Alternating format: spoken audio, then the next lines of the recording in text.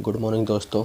आज है 25 जनवरी। मैं आपके लाया हूँ बहुत ही अच्छी न्यूज़ जो आपके काम आएगी। आपको पूरी देखनी है, आपकी बहुत काम की न्यूज़ है।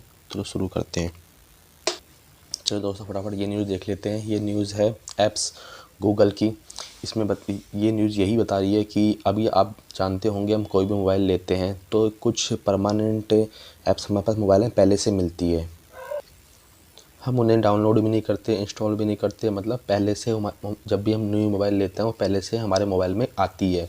तो उसी के लिए आदेश आया है कि अब आप ऐसा नहीं कर सकते कि पहले से ही आप कोई परमानेंट ही ऐप मोबाइल में रखें। हम डिलीट भी करना चाहते हैं तो भी वो डिलीट नहीं होती। अभी हैंडसेट कंपनियों को गूगल के 9 ऐप्स पहले से इंस्टॉल ही करने पड़ते हैं, मगर पिछले शुक्रवार को भारतीय प्रतिष्ठा आयोग CCI के साथ बातचीत के बाद गूगल ये अनिवार्यता ख़त्म कर रहा है। IOM कंपनियों से जुड़े सूत्रों ने कहा कि इस कदम से ऐप्स को अदालत द्वारा निर्धारित जो समय सीमा दी है उसके भीतर प्ले स्टोर से अलग करने पड़ेगा। लेकिन सर्वोच्च न्यायालय ने CCI का आदेश लागू करने के लिए गूगल को सिर्फ शुक्रवार तक का वक्त दिया है। लेकिन ये माना जा रहा है कि गूगल आगे वक्त मांग सकता है क्योंकि उसे ये काम करने के लिए थोड़ा और वक्त लगेगा। आप भी जानते होंगे वो ऐप्स कौन सी हैं। ऐसी ऐप्स जैसे गूगल सर्च हुआ, यूट्यूब हुआ, डियो हुआ, क्रोम हुआ, गूगल प्ले म्यूज़िक हुआ, गूगल फ़ोटोज़ हुआ, जीमेल हुआ, गूगल ड्राइव हुआ। ये ऐसी ऐप्स हैं जो हमारे मोबाइल में पहले से हमें मिलती हैं। तो उससे संबंधित ये न्यूज़ है। चलो दूसरी पढ़ते हैं। मारुति सुजुकी को हुआ बम्पर मुनाफा। आप भी जानते हो कल मारुति सुजुकी का रिजल्ट आया। उसमें हर चीज़ इन्होंने जो क्वार्टरली बढ़ी है। आप जानते होंगे वित्त वर्ष 2022 का जो वर्ष था उसमें तीसरी तिमाही जो थी उसमें इनकी जो आय थी 23,581 करोड़ थी, जो इस साल बढ़कर 29,918 करोड़ रुपए हुई है। इसमें जो परसेंटेज देखें तो 26% की वृद्धि हुई है कुल आय में। और जो कुल व्यय होता है उसमें 22,357 करोड़ हुआ था पिछले साल। इस साल हुआ है 26,960 करोड़।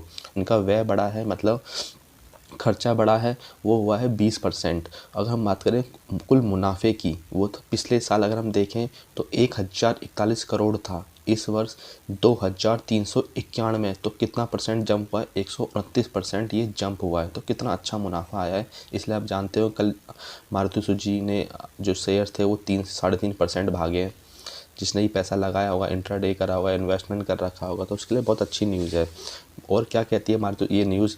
मारुति सुजुकी का कुल शुद्ध लाभ चालू वित्त वर्ष तिमाही में 129% बढ़कर 2,391 करोड़ रुपए हो गया। ये क्यों बढ़ा, इसका रीज़न ये बता रहे हैं। वाहनों के दाम में इजाफे करे इन्होंने, महंगी कारों की अधिक मांग खुद लोगों ने करी, जिन्सों के दाम में नरमी आई थी, जिन्स इसमें काम आते जब गाड़ी बनाई जाती है, और मुद्रा विनियम अनुकूल रहने से कंपनी को ये अच्छा खासा मुनाफा हुआ है। इसी कारण ये मुनाफा इन्हें मिला है। और ये साथ साथ ये भी बता रहे हैं कि जब 2023 के जब तीसरी तिमाही में ख़त्म हो रही थी तब इनके पास 3.63 लाख कार है उनका ऑर्डर इनके पास पहले से रखा हुआ था, जिसमें से करीब 1.19 लाख ऑर्डर हाल ही में पेश की गई कारों के हैं। जो भी हाल ही में जो कारें इन्हें लॉन्च करी है उसके ऑर्डर इन्हें पहले से इन्हें मिल चुके हैं। मारुति सुजुकी का शेयर आज 3.27% बढ़कर 8,690 पर बंद हुआ है। तो आगे बढ़ते हैं दूसरी न्यूज़ के लिए। सरकार जारी करेगी सॉवरिन ग्रीन बॉन्ड होते हैं, सरकार जारी करती है। सरकार को जब भी लोगों से पैसा चाहिए होता है, इन्वेस्टर से पैसा चाहिए होता है, तो सरकार एक बॉन्ड जारी करती है। उसी बॉन्ड को सरकार जारी करने वाली है। तो अगर आप चाहते हैं कि सरकार का बॉन्ड जो सरकार जारी कर रही है आप लेना चाहते हैं तो ले सकते हैं। बता देता हूँ मैं आपको, सरकार पहली बार ग्रीन बॉन्ड जारी करने वाली है। बुधवार को सरकार की ओर से 8,000 करोड़ के ग्रीन बॉन्ड जारी होंगे, जिसमें 4,000 करोड़ के होंगे 5 वर्ष के लिए, और जो दूसरे 4,000 के जो बॉन्ड है वो होंगे 10 वर्ष के लिए। ऐसा सरकार पहली बार कर रही है। इसकी आय जो भी होगी, इस बॉन्डों से जो भी उनको आय मिलेगी, इनकम मिलेगी, उसको ये सार्वजनिक क्षेत्र के जो परियोजनाएं होती हैं, जो प्रोजेक्ट है उसमें लगाएंगी, जो अर्थव्यवस्था की कार्बन तीव्रता को कम करने में मदद करेगा। ठीक है, आप देख लेना अगर आपको बॉन्ड लेने हो सरकार की, उसकी न्यूज़ है। आगे बढ़ते हैं, ये देख लेते हैं। एयरटेल ने महंगा किया अपना प्लान। जो भी हम रिचार्ज कराते हैं एयरटेल में उसका प्लान महंगा हो गया है। उनके लिए अच्छी खबर है जो एयरटेल में रिचार्ज इन्वेस्ट करते हैं, इंट्राडे करते हैं, क्योंकि अब ये न्यूज़ आई है तो मार्केट शेयर भागेंगे क्योंकि पैसा उनका बढ़ेगा। लेकिन हम जैसों के लिए बेकार है, क्योंकि अगर हमारे पास एयरटेल की सिम है, जिसके पास भी एयरटेल की सिम है, उनका पहले से ज़्यादा पैसा देकर, ज़्यादा रुपए देकर रिचार्ज करना पड़ेगा। देख लेते हैं कहाँ कहाँ इन्होंने बढ़ाई। पूरे देश में नहीं, कुछ राज्यों में, स्टेट में बढ़ाया है। कौन कौन से हैं? बिहार, हिमाचल प्रदेश, पश्चिम उत्तर प्रदेश, राजस्थान, कर्नाटक, आंध्र प्रदेश और पूर्वोत्तर सर्किल में जो न्यूनतम रिचार्ज प्लान था वो 99 रुपये से बढ़ाकर 155 रुपये कर दिया। पहले 99 रुपये का इनका न्यूनतम रिचार्ज था, मतलब 99 कराना ही पड़ेगा। अब वो उनको कम से कम 155 का करना पड़ेगा। आप ये भी जानते होंगे नवंबर में भी 2022 की बात है, तब भी उन्होंने अपना रिचार्ज प्लान बढ़ाया था, 57% बढ़ाया था उस वक्त पे, ठीक है। और जहाँ ये अपना ये 7 सर्किल ऐसे हैं जहाँ पे अपना रिचार्ज बढ़ा रहे हैं ना, वहाँ इनके ग्राहकों की संख्या अगर हम देखें तो 15 करोड़ है, क्योंकि इनका एयरटेल ने अभी भी मार्केट पे इंडिया में कब्जा कर रखा है। इनके जो मार्केट में जो ग्राहक हैं वो जियो से भी ज़्यादा हैं। अगर हम इनकी ओवरऑल संख्या की बात करें, कुल ग्राहक जो भारत में है वो 36 करोड़ है। तो आप देख लेना, अगर आप इसमें इन्वेस्टमेंट करना चाहें तो इसके शेयर भाग सकते हैं, क्योंकि ये न्यूज़ उनके लिए अच्छी है। आगे बढ़ते हैं दूसरी न्यूज़ के लिए। ये न्यूज़ देख लेते हैं, ये एयर इंडिया की न्यूज़ है। एयर इंडिया का कहना है जो हमारा ये पायलट का लाइसेंस निलंबित करा, ये ज़्यादती है, मतलब ये सही डिसीज़न नहीं है। अभी आप जानते होंगे एयर इंडिया में एक घटना हुई थी जिसमें पेशाब कर दिया गया था एक सह यात्री पे ही। तो उसके लिए ही जो पायलट थे जो उस फ्लाइट को उड़ा रहे थे, उस पर उनको 3 महीने के लिए उनका जो लाइसेंस था वो निलंबित कर दिया था। साथ ही जुर्माना भी लगाया था 30 लाख रुपए का। आप जानते होंगे इससे पहले भी एक घटना हुई थी, तब भी 10 लाख रुपए का जुर्माना लगाया था। तो एयर इंडिया का यही कहना है कि हम पायलट का साथ देंगे और आगे अपील में जाएंगे।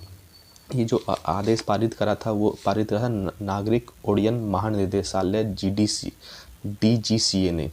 तो उसी ने ये आदेश पारित करा था, उसके खिलाफ ये कह रहे हैं हम अपील में जाएंगे, ये आदेश हमारे लिए सही नहीं है। वो मतलब टैक्स नहीं भरते, या जिनके पास पैसा है, जिनको टैक्स के अंदर आते हैं लेकिन फिर भी टैक्स नहीं भर रहे, तो उनके लिए न्यूज़ है। इनका कहना है CBDT, वो खुद अपने अधिकारियों को कह रहे हैं, ये इसे क्या कहते हैं CBDT कौन होता है? केंद्रीय प्रत्यक्ष कर बोर्ड। केंद्रीय प्रत्यक्ष कर बोर्ड, उन्होंने अपने अधिकारियों को निर्देश दिया है कि वो उन कारोबारी या फर्म के पास जाएं, उनको प्रेरित करें कि आप जाके टैक्स भरें जो टैक्स नहीं भर रहे, क्योंकि कर रिटर्न दाखिल करने की और उसमें सुधार करने की जो सीमा है, जो डेट है, वो 31 मार्च को समाप्त हो जाएगी। और 31 मार्च के बाद कोई भी अगर दावा आता है जो अघोषित आय है, वो उसका दावा नहीं माना जाएगा 31 मार्च के बाद, और उसके बाद कोई 50% जुर्माना भी लगेगा। एक अनुमान ये माना जा रहा है कि अगर ये जो कवायद होती है, मतलब ये जो बात कही है ना, सब टैक्स भरते हैं, मतलब जो नहीं भर रहे, तो उनको 5,000 करोड़ रुपए का टैक्स एक्स्ट्रा मिल सकता है। दूसरी न्यूज़ पढ़ते हैं। EV जो गाड़ियां हैं, इलेक्ट्रॉनिक जो गाड़ियां, चाहे स्कूटर हो, बाइक हो, गाड़ी हो, उनकी डिमांड बहुत अच्छी आ रही है। यहाँ तक कि जो ऑफिस है, उद्योग है, हमारे खुद के देसी उद्योग हैं, वो खुद इसको प्रोत्साहन दे रहे हैं। आप जानते होंगे वो खुद अपने जो ऑफिस के पास यहाँ EV स्टेशन लगा रहे हैं ताकि वहाँ पे गाड़ियाँ चार्ज हो सके। देसी उद्योग जगत की इलेक्ट्रॉनिक वाहनों को अपनाया गया है, इसलिए दफ्तर में भी EV चार्जिंग लगाया जा रहा है। लीज पर पेट्रोल डीजल कार की बजाय अपने ऑफिस में गाड़ियाँ देते हैं, उस पर लीज पर ऑफिस में जो पहले पेट्रोल की और डीजल की कार दी जाती थी, उसकी बजाय इलेक्ट्रॉनिक कारें दी जा रही हैं। और कंपनियां अपने बेड़े में पूरी तरह से अब इलेक्ट्रॉनिक कार को ही शामिल कर रही है। जैसे गोदरेज एंड बॉयस के परिसर में अब 4 EV चार्जिंग पॉइंट होंगे। HBC अपने कर्मचारियों को लीज पर इलेक्ट्रॉनिक कार भी देगी। फेडेक्स के पार्सल उठाने और ले जाने के लिए वो कह रही है हम 2040 तक सारी ही पेट्रोल की गाड़ियाँ हैं और डीजल की गाड़ियाँ बंद कर देंगे, सिर्फ EV ही जो गाड़ियाँ उसका ही यूज़ करेंगे। गोदरेज एंड बॉयस के परिसर में अब 4 EV चार्जिंग पॉइंट होंगे। HBC अपने कर्मचारियों को इलेक्ट्रॉनिक कार ही देगी। अब फेडेक्स के पार्सल उठाने ले आने के लिए 2040 तक उन्होंने शून्य उत्सर्जन का ये अपना विकल्प रखा है। और EV चार्जिंग ढांचा लगाने के रियल्टी और डेवलपर कंपनियों से ये सब पूछताछ भी कर रहे हैं। तो ये पूरी EV के लिए है, गाड़ियों की इतनी अच्छी डिमांड है। आप किसी भी EV से संबंधित, इलेक्ट्रॉनिक संबंधित जो भी गाड़ियां हैं उसमें इन्वेस्ट कर सकते हैं। आने वाला फ्यूचर बहुत अच्छा है इनका। आगे बढ़ते हैं, ये न्यूज़ देख लेते हैं। विस्तारा संबंधित है, मैं कल भी आपके लिए ये न्यूज़ लाया था, आज भी ये न्यूज़ है, अच्छी न्यूज़ है विस्तारा की। विस्तारा एयरलाइंस जो है उसका कहना है कि अब हमें आगे किसी से भी पैसे लेने की ज़रूरत नहीं है। अभी हम अच्छी स्थिति में हैं, हमारे पास जितना पैसा हमें चाहिए, हम मजबूत स्थिति में उतना पैसा हमारे पास है। तो उनका यही कहना है। विस्तारा के मुख्य कार्यधिकारी विनोद कन्नल ने मंगलवार को कहा, एयरलाइन का नकदी जो प्रवाह होता है, कैश फ्लो, वो बहुत ही अच्छा है। अगले 6 महीने तक उन्हें कोई भी नई पूंजी लेने की कोई ज़रूरत नहीं है। आप जानते हैं विस्तारा टाटा सिंगापुर एयरलाइंस की संयुक्त उपक्रम है, ठीक है ना। तो ये इन्होंने बताया कि क्षमता इनकी अच्छी है, ऊंची किराया दरों के कारण और राजस्व में वृद्धि से इन्हें दिसंबर तिमाही में जो इन्हें रिजल्ट दिया वही बहुत अच्छा दिया है। 2015 में इन्हें अपना परिचालन शुरू किया था, तो अच्छी प्रॉफिट में है ये। एयरलाइन का ये भी कहना है और 2023 के एंड तक हम अपने बेड़े में 7 नए विमान भी शामिल कर लेंगे। तो ये उनसे संबंधित न्यूज़ थी। आगे बढ़ते हैं दूसरी के लिए। ये न्यूज़ देख लेते हैं। आदित्य बिरला समूह भी अब ग्रीन एनर्जी में निवेश करेंगे। आदित्य बिरला जी को आप जानते होंगे, बहुत ही बड़ा समूह है। उनका कहना है कि अब हम भी अरबों डॉलर निवेश की उन्होंने घोषणा करी है। वो अब टाटा समूह है, अडानी हुआ, रिलायंस हुआ, उनकी इंडस्ट्री के साथ ही अब व्यवसायिक घराने अब वो भी शामिल हो जाएंगे जो ग्रीन एनर्जी में निवेश करने वाले हो जाएंगे। हम आगामी पीढ़ियों को, उनका कहना है, जो आगामी पीढ़ियाँ उनकी ज़िंदगी को जवाबदेही मौजूदा पीढ़ी को सक्षम बनाने के लिए इस जो तकनीक है उसको तलाश रहे हैं। ये आदित्य बिरला समूह हरित ऊर्जा क्षेत्र में बदलाव लाने के लिए प्रमुख कंपनियों में शामिल होगी। अडानी समूह अगले 10 साल में ग्रीन एनर्जी जो है उसमें 70 अरब डॉलर का निवेश करने की उन्होंने घोषणा करी है। आप भी जानते होंगे बिरला का जो प्रतिष्ठा टाटा समूह है उसने 77,000 करोड़ रुपए का निवेश करने की घोषणा की थी टाटा समूह ने। बिरला ने कहा, एक देश के तौर पर हम अपनी 50% ऊर्जा जो है वो अक्षय ऊर्जा स्रोतों से हासिल करना चाहते हैं। रिलायंस ने भी घोषणा करी थी कुछ दिन पहले कि हम जो रिलायंस है वो 3 साल में 75,000 करोड़ रुपए खर्च करेगी इसी क्षेत्र में। तो ऐसी ग्रीन एनर्जी में बड़े बड़े जो समूह हैं वो अपने पैसा इन्वेस्ट कर रही है, उसके लिए अच्छे से काम कर रही है। तो आप देख सकते हैं अगर आपके लिए इस न्यूज़ है। आगे बढ़ते हैं दूसरी न्यूज़ के लिए। ये न्यूज़ देख लेते हैं। कल भी मैंने आपको बताया था कि फैसला आया था एनएससी के पक्ष में और ये सेट ने जो उनको सेबी ने पहले जो उन पर पैसा जुर्माना लगाया था उसको हटा दिया था और सिर्फ 100 करोड़ रुपए कर दिया था। तो उसी से अब एनएससी को मिलेंगे 1000 करोड़ रुपए। कितनी अच्छी न्यूज़ है एनएससी के लिए। आपको याद होगा 30 सितंबर 2022 को समाप्त तिमाही के जो वित्तीय नतीजे के मुताबिक एनएससी ने बाजार नियामक के साल में 2019 को जुर्माना कार्रवाई के पास सेबी के पास 1108 करोड़ रुपए जमा कराए थे। ये क्यों कराए थे? अवैध कमाई की वापसी वाले आदेश को दरकिनार करते हुए सेट ने एनएससी से कुछ ही निश्चित गड़बड़ी का जुर्माना सिर्फ 100 करोड़ रुपए कर दिया। पहले सेबी ने जुर्माना लगाया था इन पे, अब वही जुर्माने को जो सेट है उसने कम कर दिया, घटा दिया और सिर्फ 100 करोड़ रुपए कर दिया। तो तब एनएससी ने सेबी के बाद जमा कराए थे 1108 करोड़ रुपए। तो उसमें से 100 करोड़ तो वो हटा लेगा और 1000 करोड़ रुपए वापस एनएससी को लौटाने होंगे, वो भी ब्याज के साथ। सेट ने ये भी कहा है कि आपको ब्याज के साथ ये पैसे लौटाने होंगे। ठीक है। पंचाट ने सेबी को निर्देश दिया कि वह एनएससी की तरफ से जमा 100 करोड़ रुपये रखने के बाद उन्हें वापस कर दे और जो ब्याज की रकम होगी वो भी साथ में उनको देनी होगी। जब सेबी ने जब उनको आदेश दिया था, जो उन पे जुर्माना लगाया था, वो जुर्माना था 624 करोड़ रुपए का। लेकिन साथ में सेबी ने ये भी कहा था कि आपको इन पे टैक्स वो जो ब्याज देना पड़ेगा वो होगा 12%। तो 12% जो इसका ब्याज मिला के जो पैसा था वो 1000 करोड़ से ऊपर हो रहा था, क्योंकि ये ब्याज लगाया जा रहा था 1 अप्रैल 2014 से। ठीक है। तो इसी के खिलाफ अब ये जो सेट का आदेश आया है तो सेबी का कहना है कि हम इसके खिलाफ सुप्रीम कोर्ट भी जाएंगे। जाने के लिए सेबी तैयार है। आगे बढ़ते हैं दूसरी न्यूज़ के लिए। कल मैंने आपको न्यूज़ बताई थी कि रुपयों में लगातार गिरावट हो रही है। आज भी उससे संबंधित न्यूज़ आई है कि आयातों की लगातार डॉलर खरीदने के कारण ही रुपयों में गिरावट आ रही है। मंगलवार को अमेरिकी डॉलर के मुकाबले जो रुपया है वो 33 पैसे से और कमज़ोर हो गया है।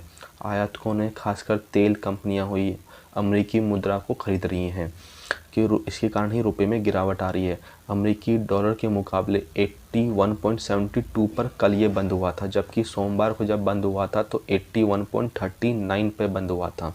तो इसी कारण ये गिरावट होती जा रही है। इस सप्ताह अगर हम बात करें, अब तक घरेलू मुद्रा में अमेरिकी डॉलर के तुलना में 0.7% की फीसदी की कमजोरी आ चुकी है, जिसके साथ ही पिछले कुछ दिनों के दौरान वह कमज़ोर प्रदर्शन करने वाली प्रमुख जो एशियाई और भी मुद्राएं हैं जो गिरती हैं, तो उसी से तुलना की जा रही है। उसी में हमारा जो भारत की मुद्रा वो भी शामिल हो गई है, क्योंकि वो भी लगातार गिरती जा रही है। अगर हम बात करें इस वर्ष के कैलेंडर की, जब से जनवरी स्टार्ट हुआ है तब से ज़रूर हमारा रुपया मजबूत हुआ था, 1.20% तक मजबूत हो गया था डॉलर के मुकाबले। लेकिन अब माना जा रहा है, डीलरों ने कहा कि भारतीय इक्विटी बाज़ारों से वैश्विक जो निवेश है वो लगातार दबाव बना रहे हैं, क्योंकि वो अपना रुपया निकालते जा रहे हैं। आप भी जानते हैं FPIO अपना रुपया लगातार निकालता जा रहा है, इस कारण भी दबाव बना हुआ है। इस घटनाक्रम में केंद्रीय आम बजट भी आने वाला है, ये भी एक कारण है, और अमेरिकी जो फेडरल जो नीति है उसके कारण भी दबाव बना हुआ है। आप जानते हैं जो FPI होता है, FPI फॉरेन पोर्टफोलियो इन्वेस्टर, उन्होंने अब तक भारतीय शेयरों से $2 अरब की बिकवाली करी है। ठीक है, आगे बढ़ते हैं दूसरी न्यूज़ के लिए। ये न्यूज़ देख लेते हैं। सेबी ने कॉफ़ी डे है उस पर 26 करोड़ रुपए का जुर्माना लगाया है। प्रतिभूति कानूनों के उल्लंघन के लिए ये मंगलवार को कॉफ़ी डे पर जुर्माना लगाया।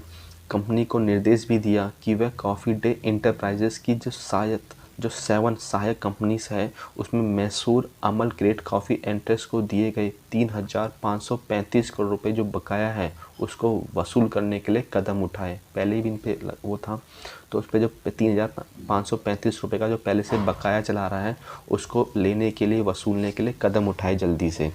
इसके लिए 26 करोड़ रुपये का उन पर जुर्माना लगाया है। इस न्यूज़ में तक कुछ खास नहीं है, तो आगे बढ़ते हैं दूसरी न्यूज़ के लिए। ये न्यूज़ देख लेते हैं। इसमें कुछ प्रॉफिट्स आए हैं, लॉस आए हैं, उसका रिजल्ट आया वो बता देता हूँ मैं आपको। HDFC AMC का जो लाभ है वो 3% बढ़कर आया है। जो लाभ है दिसंबर तिमाही का सालाना है वो 2.7% की बढ़ोतरी के साथ 3,369.4 करोड़ रुपये रहा है। ठीक है ना, ये मैंने आपको बताया HDFC AMC का लाभ। और ऐसे ही SBI कार्ड्स के लाभ में 32% का इजाफा हुआ है। किसमें? SBI कार्ड्स के लाभ में, जिसे ब्याज में जो ब्याज आय होती है तो जब ब्याज देते हैं उसमें बढ़ोतरी के कारण, और एम्पेयरमेंट जो नुकसान होता है वो उनका कम हुआ है। जो फंसे हुए कर्ज होते हैं उसमें गिरावट आई है, इसलिए इनको लाभ अच्छा मिला है। कंपनी का जो कर के पश्चात जो लाभ है वो 509 करोड़ रुपए रहा है। अगर हम पिछले साल की बात करें तब इनका 386 करोड़ रुपए था, तब 32% उछल कर आया है। किसका बताया मैंने अभी आपको? ये SBI कार्ड्स का बताया। अब मैं आपको बता रहा हूँ TVS मोटर का। इसका लाभ भी, TVS मोटर का लाभ भी बढ़कर आया है। ये कौन है? चेन्नई की दो पहिया कंपनी है TVS मोटर। दिसंबर तिमाही का लाभ 28% की बढ़ोतरी के साथ 303 करोड़ रुपए हो गया है। अगर हम बात करें पिछले साल की समान तिमाही में इसका जो लाभ था वो 236.56 करोड़ रुपए था। ठीक है, तो ये मैंने आपको लाभ बताए हैं। PNB हाउसिंग का लाभ 43% बढ़कर आया है। PNB हाउसिंग, जिसने PNB हाउसिंग के शेयर लेना चाहता है, ले रखे हैं, उसका भी अच्छा प्रॉफिट आया है 43% बढ़कर। ये बढ़कर हो गया 269 करोड़ रुपए। ये 43% बढ़कर 269 करोड़ रुपए हो गया। पिछले साल की अगर हम बात करें तो 188 था, 188 करोड़ रुपए था। तो ये 43% बढ़ के कितना हो गया? 269 करोड़ रुपए।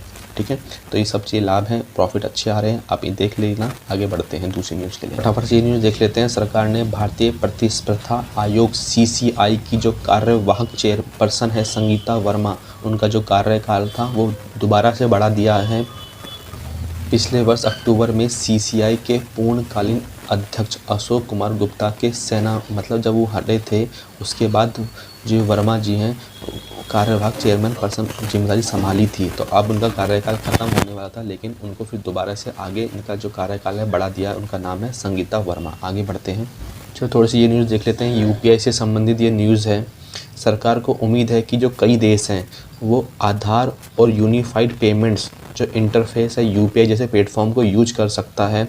ओपन सोर्स कोड और आर्किटेक्चर का उपयोग करने और अपने नागरिकों के लिए समान प्लेटफॉर्म विकसित करने के लिए फरवरी में होने वाली इंडिया स्टेक में ये शामिल हो सकते हैं। इलेक्ट्रॉनिक और सूचना प्रौद्योगिकी राज्य मंत्री राजीव चंद्रशेखर ने मंगलवार को कहा कि 13 से 15 फरवरी तक अबू धाबी में होने वाली वर्ल्ड गवर्नमेंट समिट में जो 2023 को यह होगी, कई देशों की जो है अपने को ये अपना सकते हैं, क्योंकि जबकि ये मंच कई देशों के लिए मददगार हो सकता है जो महामारी के बाद जो दुनिया में अभी ये महामारी आई थी, अपनी अर्थव्यवस्था सरकारों को डिजिटल बनाना चाहते हैं, वो UPI को एक्सेप्ट कर सकते हैं। इलेक्ट्रॉनिक और सूचना प्रौद्योगिकी मंत्रालय इस साल देश में आयोजित होने वाली G20 शिखर सम्मेलन के दौरान भारत में जो होने वाले डिजिटल सार्वजनिक सामान है उनको भी प्रदर्शित करेगी। चाहे तो आप उनको भी अपना सकते हो दूसरे देशों के लिए। ऐसा तो UPI के लिए अच्छा है। दूसरे देश भी हमारी जो टेक्निक है उसको अपनाएंगे, बहुत सारी चीज़ें हैं, देश का नाम बढ़ेगा, हर देश अगर भारत की ऐसी अच्छी सर्विस जो आती है उनको अपनाते हैं तो देश का नाम पूरे वर्ल्ड में बढ़ता है। आगे बढ़ते हैं दूसरे फास्टैग से संबंधित है। फास्टैग जैसे गाड़ियों पर आजकल हम जब भी टोल टैक्स कटता है फास्टैग से सीधा कट जाता है। पहले हमें कैश देना पड़ता था जब भी हम टोल टैक्स पार करते थे, लेकिन आजकल फास्टैग से ऑटोमेटिक पैसा कट जाता है। लेकिन हमें फास्टैग को पहले से रिचार्ज जरूर करा के रखना पड़ता है।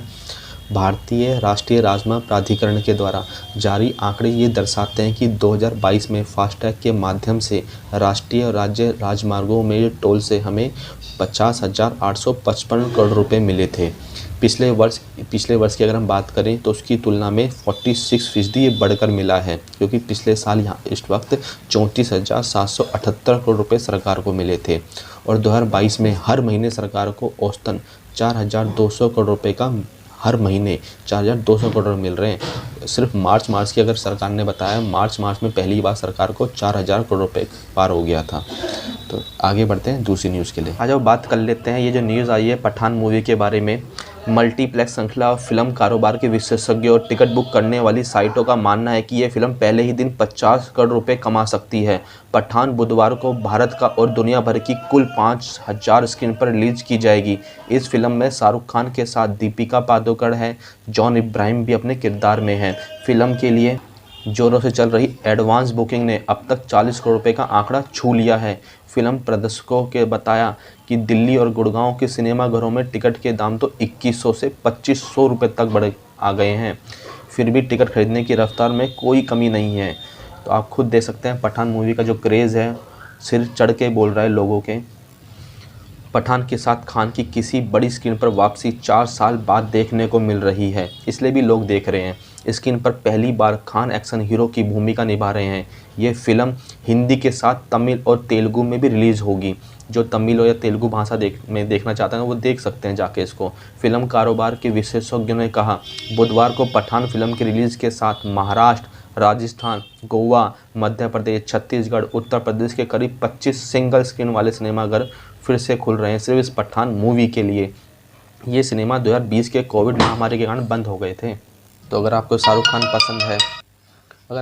खान पसंद है, जॉन इब्राहिम पसंद है, दीपिका पादुकोण पसंद है, इन तीनों में से कोई पसंद है तो आप मूवी जाके देख के आ सकते हैं। 4 साल बाद शाहरुख खान की मूवी आई है किसी एक्शन मूवी में, ये आज आपको मूवी में दिखाई देंगे।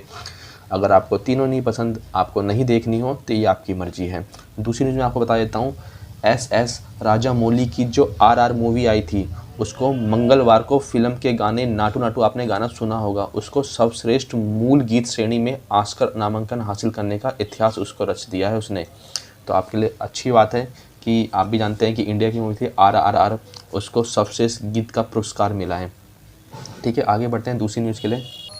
ये अच्छी न्यूज़ है हमारे लिए कि हमारे देश का स्वदेशी जो भार OS है उसका परीक्षण कल हुआ था। ये स्वदेशी सॉफ्टवेयर है जिसको हमारे देश में ही बनाया गया है।